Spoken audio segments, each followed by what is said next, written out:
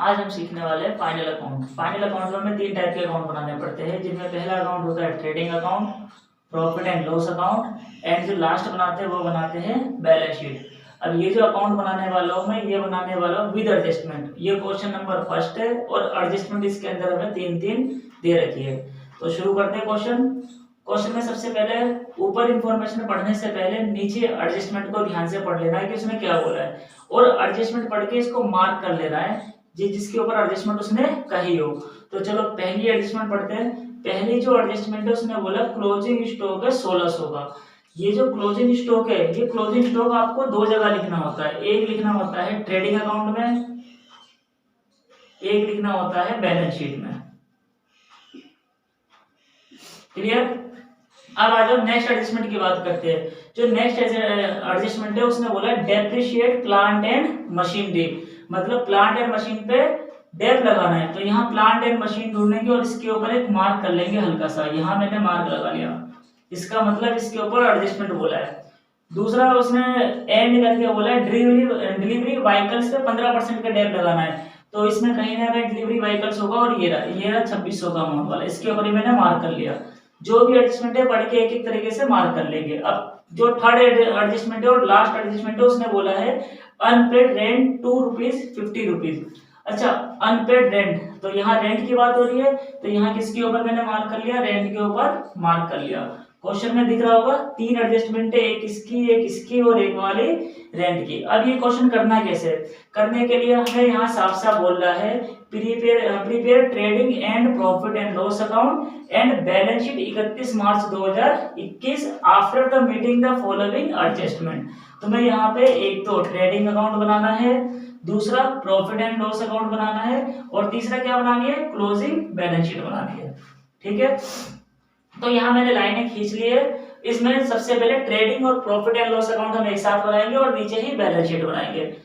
आपको क्वेश्चन जो भी दिया हो सबसे पहले आप कुछ एंट्री कंपलसरी होती है वो लिख लेंगे। जैसे यहाँ लिख दिया मैंने टू ओपनिंग स्टॉक, इसी के नीचे लिख दिया टू परचेज।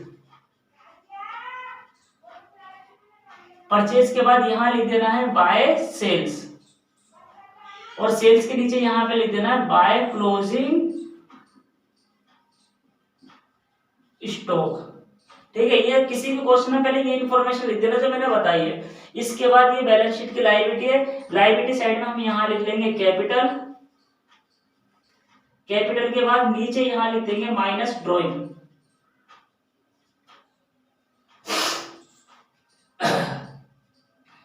ठीक है, ये कंपलसरी एंट्री हमने कर दी। अब क्वेश्चन स्टार्ट करते हैं, क्वेश्चन को पढ़ते हैं। ठीक है, क्वेश्चन में जो सबसे पहली इंफॉर्मेशन दे रखी है वो दे रखा है कैपिटल। कैपिटल दे रखा है 19,000 का। अब कैपिटल ट्रेडिंग में नहीं आता, पीएनएल में नहीं आता, कैपिटल हमेशा किस में जाता है, बैलेंस शीट में जाता है।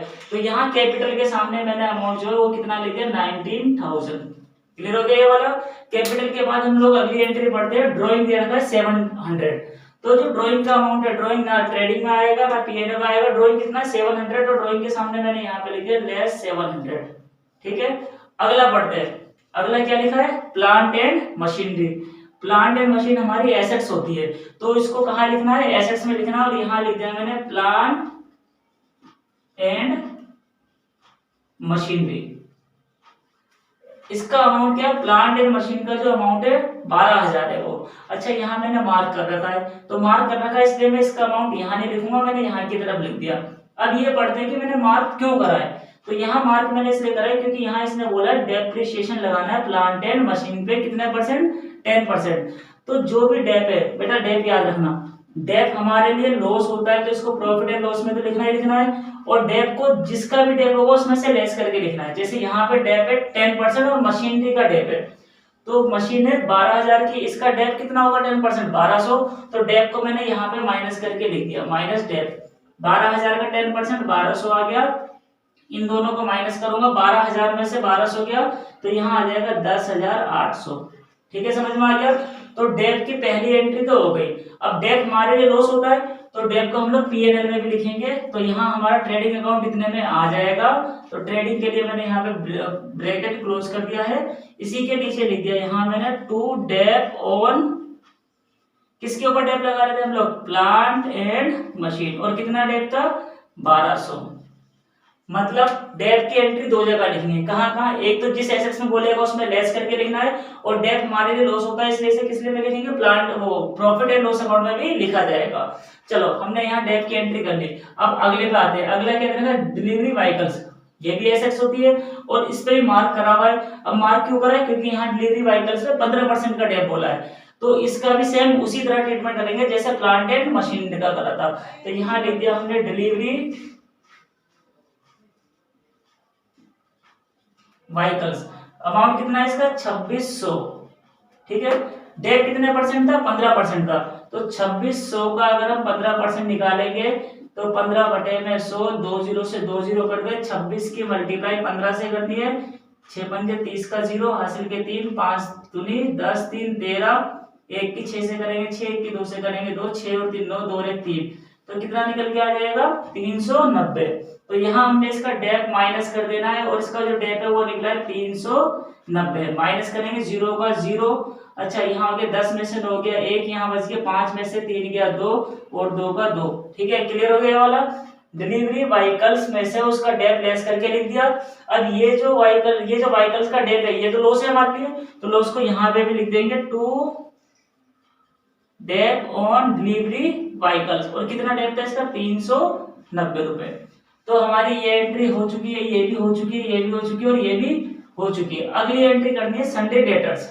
डेटर हमारी एसेट्स होती है, तो ये जो डेटर है हम लोग कहाँ लिख देंगे, इसको एसेट्स की तरफ लिख देंगे। यहाँ लिख दिया मैंने डेटर। डेटर का अमाउंट कितना है 3600, तो यहाँ डेटर का अमाउंट लिख दिया 3600। क्लियर। तो डेटर की एंट्री भी हमने कर दी। डेटर के बाद आगे बढ़ते हैं, क्या देखा है सन्ड्री क्रेडिटर।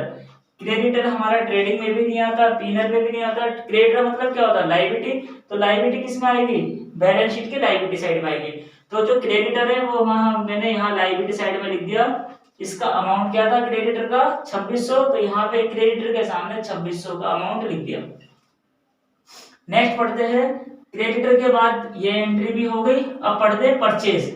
परचेज तो सभी को मालूम है, डायरेक्ट वो ट्रेडिंग अकाउंट में आता है। तो परचेज के सामने अमाउंट लिख दिया मैंने 2000, ठीक है। परचेज की एंट्री भी कर दी। सेल्स ट्रेडिंग अकाउंट में आता है, तो सेल्स का अमाउंट कितना 4200, तो सेल्स के सामने 4200 भी लिख दिया यहाँ पे, तो ये एंट्री भी हो गई।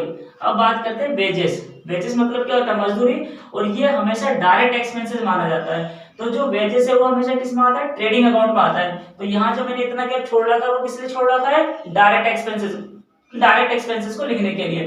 तो वेजेस को मैंने यहाँ पे लिख दिया टू वेजेस, और कोई मार्क नहीं है इसके ऊपर, तो सिंपल एंट्री है। वेजेस का जो अमाउंट है 800, वो यहाँ मैंने लिख दिया ट्रेडिंग अकाउंट में, ठीक है। तो इधर की सारी एंट्री विद एडजस्टमेंट कर चुका हूं मैं। अब बारी है इसकी cash at bank. Cash at bank कितना देगा 2600। अब कैश एट बैंक का मतलब बैंक बैलेंस होता है, और बैलेंस हमारी क्या होती है, एसेट्स होती है। तो यहाँ जो बैंक है वो मैंने एसेट्स में लिख दिया। बैंक का अमाउंट कितना 2600, तो यहाँ पे लिख दिया मैंने 2600। नेक्स्ट हम लोग बात करते हैं सैलरीज। सैलरीज कंपनी के लिए तो लॉस होता है। अगर ये लॉस है तो इसको कौन से अकाउंट में लिखना चाहिए, पीएनएल में आना चाहिए, और वो भी कहाँ की तरफ, टू साइड में। तो यहाँ लिख दिया मैंने टू सैलरीज। अमाउंट कितना है सैलरीज का 800, ठीक है। तो यहाँ हमारी कैश एंड बैंक हो चुकी है एंट्री, सैलरी वाली हो चुकी है। अब बात करते हैं रिपेयर की।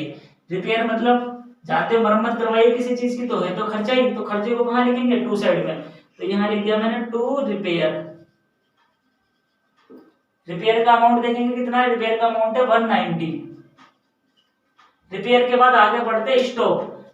यहाँ जो ट्रेल बैलेंस है इसमें जो स्टॉक दिया होता है ये हमेशा ओपनिंग होता है, और ये वाला जो स्टॉक दिया होता है ये होता है क्लोजिंग स्टॉक। तो ओपनिंग स्टॉक कितना देगा 1600, और ओपनिंग स्टॉक को हम कहाँ लिखेंगे, ओपनिंग स्टॉक को लिखा जाता है सबसे पहले ट्रेडिंग अकाउंट में। तो ओपनिंग स्टॉक कितना है, ओपनिंग स्टॉक का अमाउंट चेक करते हैं 1600, तो यहाँ पे लिख दिया 1600, ठीक है।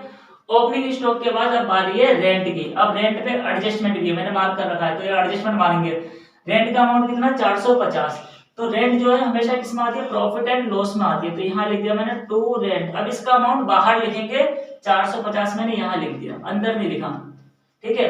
अब रेंट पे क्या कहा था, नीचे पढ़ते हैं। Unpaid rent ₹2.50।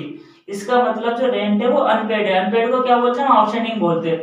तो कोई भी आउटस्टैंडिंग हो, कोई भी आउटस्टैंडिंग हो तो उसको सबसे पहले उसमें जोड़ दो, और दूसरा ये हमारी लायबिलिटी होती है तो इसे कहाँ शो करोगे, लायबिलिटी में शो करोगे। ठीक है भाई, उधारी तो जो हमें आने वाले टाइम में चुकानी है तो ये क्या मानी जाएगी, लायबिलिटी मानी जाएगी। तो किसी का भी आउटस्टैंडिंग अगर दिया हुआ है तो तुम्हें आउटस्टैंडिंग को जोड़ देना है और कहाँ शो कर देना है, लायबिलिटी में शो कर देना है। तो रेंट का आउटस्टैंडिंग कितने रुपीस दिया था, 50 रुपीस दिया था, तो रेंट का आउटस्टैंडिंग किस में जोड़ोगे, रेंट में जोड़ दोगे। तो यहाँ मैंने प्लस ऐड कर दिया आउटस्टैंडिंग के नाम से 50 रुपीस, तो यहाँ आ गया 500। अब ये जो है 50 रुपए मैंने बताया ना, आउटस्टैंडिंग हमारी क्या बनती है, लायबिलिटी भी बनती है। तो लायबिलिटी को कहाँ शो कर दोगे, लायबिलिटी साइड में। तो यहाँ पे लिख दिया मैंने आउटस्टैंडिंग रेंट और 50 रुपए यहाँ पे लिख दिए। ठीक है, यहाँ तक समझ में आ गया होगा। तो रेंट की एंट्री भी हो गई। अब बात करते हैं अगली, manufacturing expenses. Manufacturing expenses direct expenses होता है, इसीलिए हम इसे कहाँ लिखेंगे, ट्रेडिंग अकाउंट में लिखेंगे। तो यहाँ लिख दिया मैंने टू मैन्युफैक्चरिंग एक्सपेंसेस। इसका अमाउंट चेक करते हैं, इसका अमाउंट है 150। मैन्युफैक्चरिंग के बाद बात करते हैं बिल पेबल। ये तो एंट्री हो गई। बिल्स पेबल, भाई बिल पे करने हैं, पे करने का मतलब क्या, हमारे लिए वो लायबिलिटी है। तो लायबिलिटी को कहाँ शो करेंगे, लायबिलिटी में शो करेंगे। तो यहाँ लिख दिया मैंने बिल पेबल, शॉर्ट में लिख दिया मैंने बीपी। तो बिल पेबल कितना है, 2350।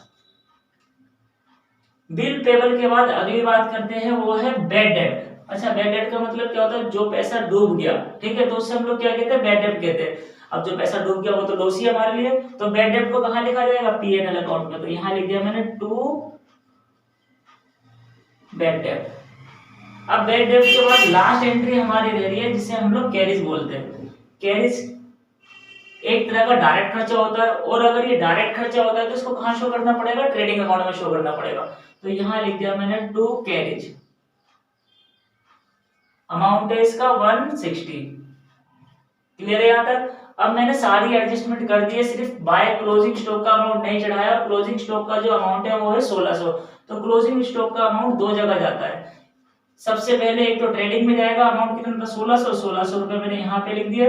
और ये जो क्लोजिंग स्टॉक है कहाँ जाता है, बैलेंस शीट में भी जाता है। तो यहाँ पे भी लिख दिया मैंने क्लोजिंग स्टॉक, क्लोजिंग स्टॉक 1600। यहां तक समझ में आ गया। क्लोजिंग स्टॉक दो जगह जाएगा। अब हम लोग क्वेश्चन को सोल्व करते हैं। क्वेश्चन को सोल्व करने से पहले मैं ये बता दूं, इस क्वेश्चन में ना तो मुझे परचेज रिटर्न दिया है ना ही सेल्स रिटर्न दिया हुआ है। तो अगर परचेज रिटर्न और सेल्स रिटर्न दिया होता तो यहाँ से लेस करके फिर लिखता, लेकिन इस क्वेश्चन में नहीं दिया तो डायरेक्ट ही अंदर अमाउंट लिख देता 2000, और इसका जो अमाउंट था, इसका अमाउंट कितना था 4200, यहाँ की तरफ लिख दिया। ठीक है, एंट्री सारी हो गई है, यहाँ तक की सारी एंट्री मैंने कर ली है, एडजस्टमेंट भी सारी कर ली है, ये भी एडजस्टमेंट हो गई। तो अब सिर्फ टोटल करके प्रॉफिट या लॉस निकालना है। तो चलो प्रॉफिट या लॉस निकालते हैं। अगर इधर का टोटल करते 0 0 6 और 2 8 4 और 1 5, यहाँ का टोटल 5800 आ गया। तो टोटल इस साइड का ही ज्यादा है, तो यहाँ भी कितना लिखना पड़ेगा 5800।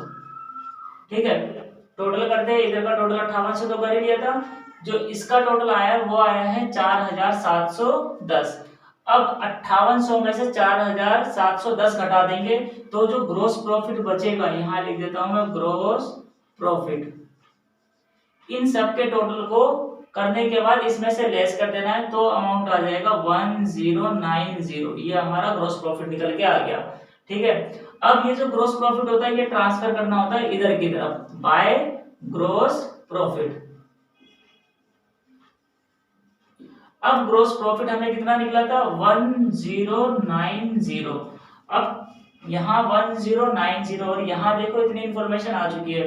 तो जो प्रॉफिट एंड लॉस अकाउंट है उसमें लॉस वाली मतलब खर्चे वाली साइड ज्यादा है, इनकम वाली साइड कम है।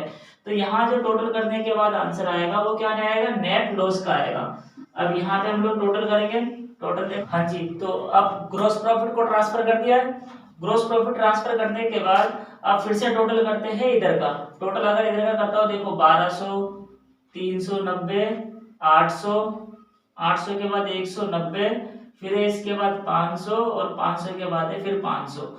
अगर इधर का टोटल करता हो 0 9 और 9 18 का 8 हासिल कितना आ जाएगा 1 2 और 1 3 3 3 6 6 और 8 14 और 1 15 15 5 20 और 5 25 का 5 हासिल के 2 आ जाएगा, 2 और 1 कितना आ जाएगा 3। तो 3550, इसका मतलब जो इसका टोटल आया है, इसका टोटल कितना आया है 3580। तो यहाँ भी मैंने मिटा दिया, इसको रफ कर दिया, दोनों तरफ अमाउंट सेम लिखना होता है, तो यहाँ भी कितना आ जाएगा 3580। अब 3580 में से मुझे जो लेस करना है 1090, तो 0 यहाँ जो बचेगा 9 बचेगा यहाँ पे, यहाँ 4 बच गया, 4 का 4, और यहाँ पे बच गया 2। तो जो बैलेंस है 2490 आया है, तो इसको रफ कर देता हूँ मैं। अब यहाँ का टोटल ज्यादा था तो इसके टोटल में इसको लेस कर दिया, जो बचा वो हमारा क्या है नेट लॉस। तो यहाँ हम लोग लिख देंगे इसके सामने by profit and loss, bracket में लिखेंगे लॉस। इसका मतलब जो इधर की तरफ निकलता है उसको क्या माना जाता है लॉस माना जाता है, इधर निकलता है तो क्या माना जाता है प्रॉफिट माना जाता है। अब ये जो लॉस का अमाउंट है कितना है 2490, यहाँ ट्रांसफर कर दिया मैंने। अब इसको अमाउंट आ जाएगा 15810। अब 15810, अब इधर का और इधर का दोनों साइड का टोटल, ठीक है, यहाँ तो एंट्री कर दिया हमने। अब हमें दोनों साइड का टोटल करना है, बैलेंस शीट की लायबिलिटी का और बैलेंस शीट की एसेट्स का। तो दोनों साइड इक्वल आनी चाहिए, चेक करते क्या आती है। तो दोनों साइड की टोटल इक्वल आनी चाहिए, दोनों साइड का टोटल कर लिया मैंने, और दोनों साइड का टोटल जो आएगा 20810, और इधर का भी जो टोटल आएगा वो आएगा 20810। अब दोनों साइड इक्वल हो गई, ये हमारी बैलेंस शीट बन गई।